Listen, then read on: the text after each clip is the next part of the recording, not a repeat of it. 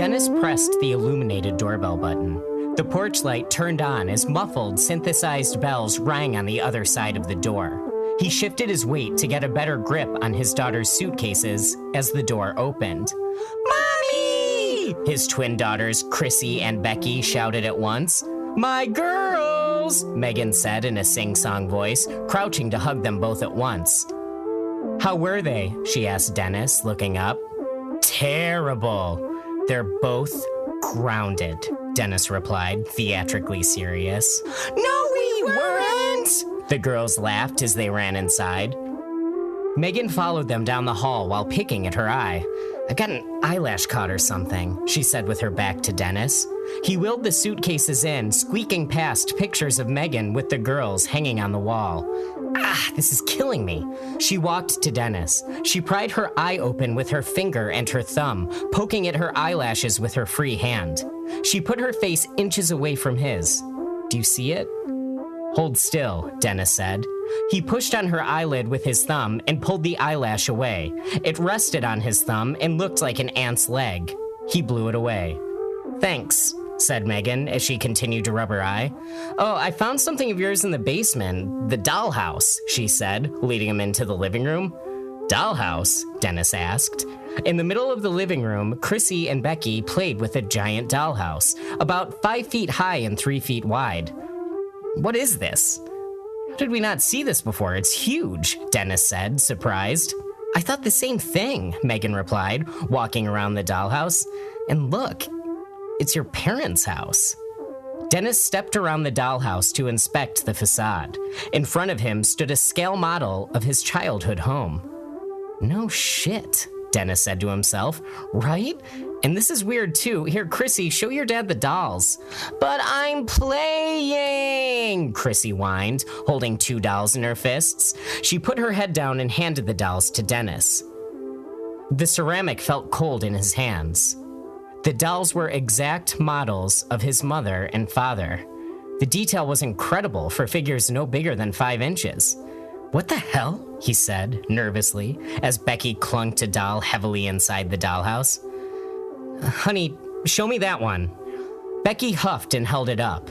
It was another replica, and it was of his sister. Every detail was perfect, down to her strawberry blonde hair. Dennis's ears burned and he swallowed tears. "Do you know who this is?" "Who?" asked Becky, not interested. "This is your Aunt Heather," he replied, voice quivering. "Nuh-uh, it's a dolly!" Becky shouted back. "I know, but look, these dollies are Nana and Grandpa, and this dolly is of your Aunt Heather," Dennis explained. "We don't have an Aunt Heather," Chrissy corrected. Megan stopped rubbing her eye and gave Dennis a sad, comforting smile. Dennis's mouth went dry and he cleared his throat. "You have an Aunt Heather, but she died, and she's in heaven now," he lied. "With Nana and Grandpa?" Becky chirped excitedly. "Yeah, with Nana and Grandpa," Dennis said quietly. He gently handed the dolls to Becky and Chrissy. "Be careful with these, okay?" "We will!" his daughters shouted back in unison. Becky immediately began clunking the doll of Heather hard up the dollhouse stairs. "I said be careful!" snapped Dennis, nearly shouting. Becky started to cry. Megan rolled her eyes and scooped up Becky, lightly shushing her. I'm sorry," Dennis said, shocked at himself. Megan lightly bounced Becky up and down in her arms, patting her back. Dennis stared at the 3 of them, face flushed with guilt. "I'll pick you girls up Monday night." Without giving them a chance to respond, he walked out of the house. Dennis jogged to his Jeep. The humid summer air made his lungs feel heavy. He leapt into the car and slammed the door. He cried, heaving as snot dripped down his lip. He flipped the radio on, but the speakers remained silent. Dennis turned the knob to find another station, and it was quiet. Now finally distracted, he calmed down. But station after station was dead air and without static. He cranked up the volume without purchase. But with one more turn of the knob, a voice blasted through his car at full volume. "It's time to come home," a female voice blared, rattling his windows. "It's time to come home, Winnie." It was his mother's voice. raspy, like it was coming in from far away on a long-distance call. Dennis froze. It's okay, honey. Heather is here. She finally came home. Dennis slammed his fist into the console and turned off the radio. Part 2. Bowling. Dennis walked up to the front doors of the Dayton Bowlerama. The doors opened, and he was hit by the smell of thick, stale cigarette smoke, rotisserie pizzas, and spilled beer. The room boomed with shrill, concussive bursts of exploding pins. He spotted Greg towards the back of the alley, sitting motionlessly, staring at a TV above the lanes. A cigarette burned to a trail of ash, and he rested a plastic cup of beer on his massive gut. "You're late," Greg said while holding up his beer, without turning to face Dennis. "Shit, these hiccups." "How about some water instead of beer? It sounds like you're dying," Dennis said as he sat, putting on his bowling shoes. "No shit, man. Been dragging ass all week. I'm exhausted. I've been having trouble catching my breath," he said, struggling. He faced Dennis. Dennis reeled back, startled. "Oh my God!" he shouted with his palm over his mouth. Greg looked sickly pale. His face was an unsettling shade of gray mixed with green. Beads of sweat covered his forehead and cheeks. His eyes shined glossily and red with gigantic dark bags underneath. "You look like shit," Dennis gasped. "It's these hiccups," Greg said dismissively. He stood up with effort, hiccuping violently as he wiped cigarette ash off his belly. He limped to the ball return, waved his hand over the air grate, grabbed a ball and lurched into a roll. The ball lamely slid down the lane before dropping into the gutter. Greg waddled back, hiccuping while shaking his left wrist and wincing.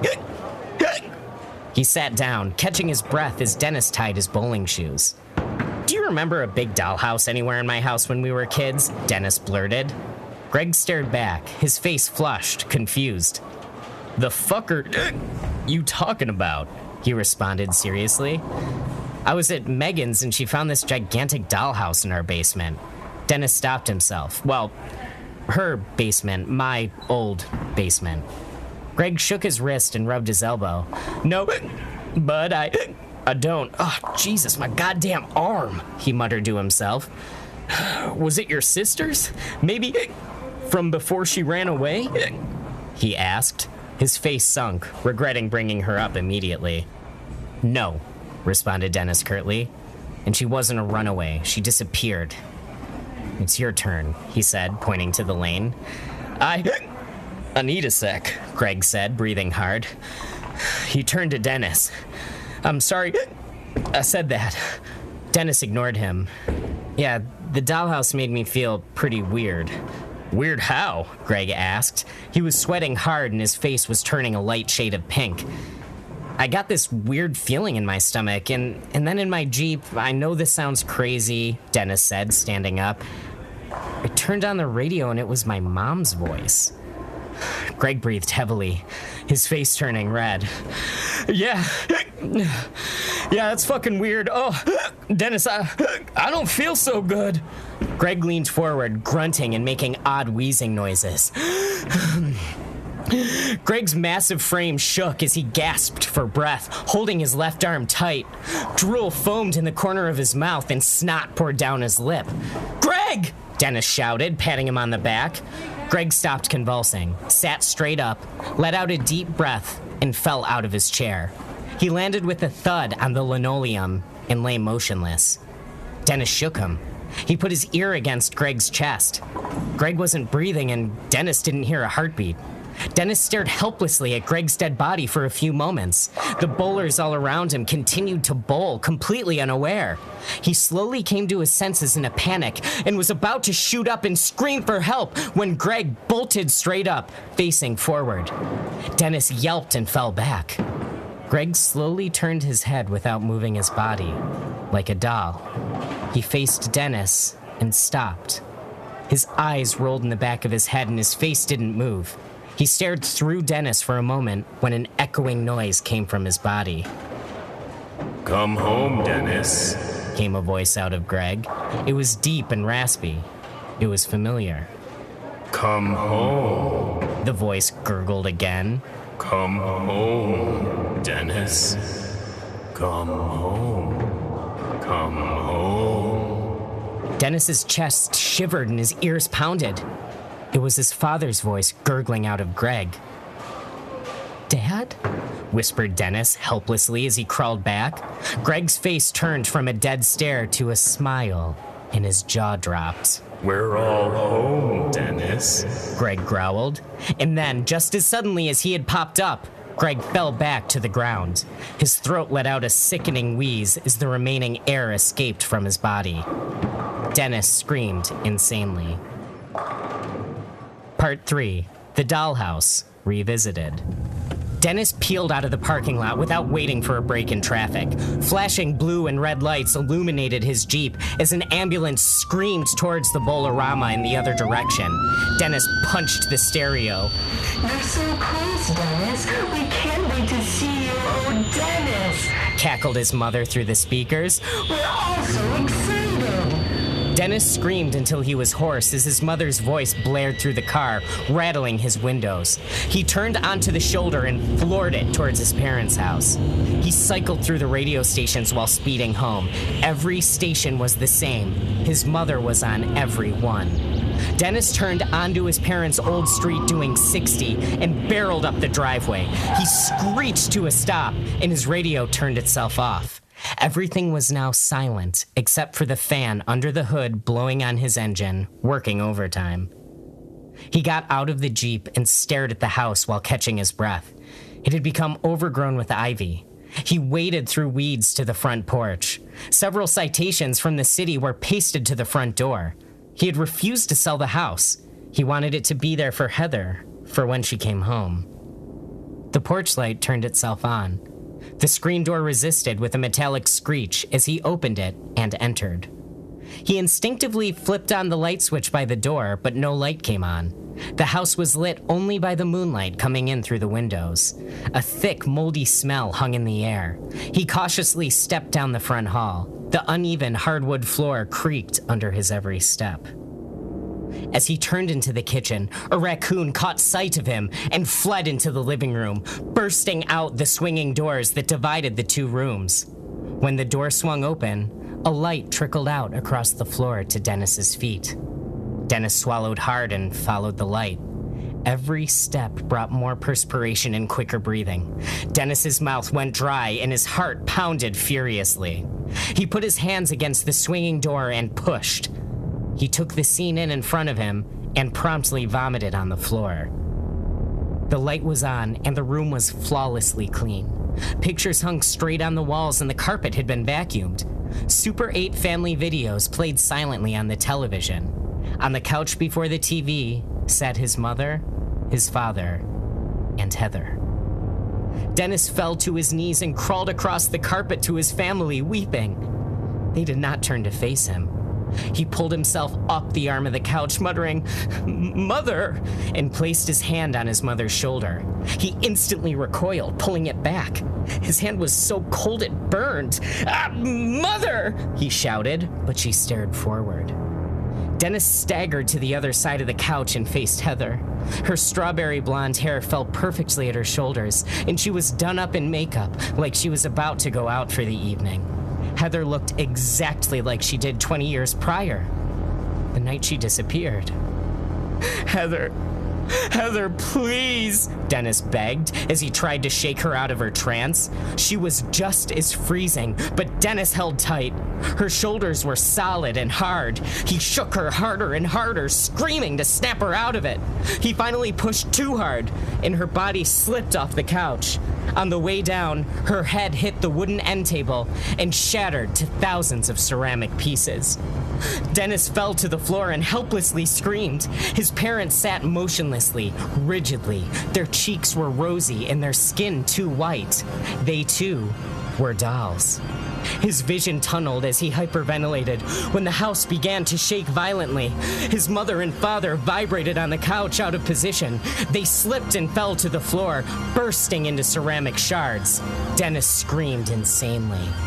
The wall behind the couch fell away with a deafening crash. A gigantic hand entered the room towards Dennis. He tried to run, but it grabbed him, squeezing the air out of his lungs. It pulled him out of the house and into the air. Dennis winced and clenched his teeth as he struggled.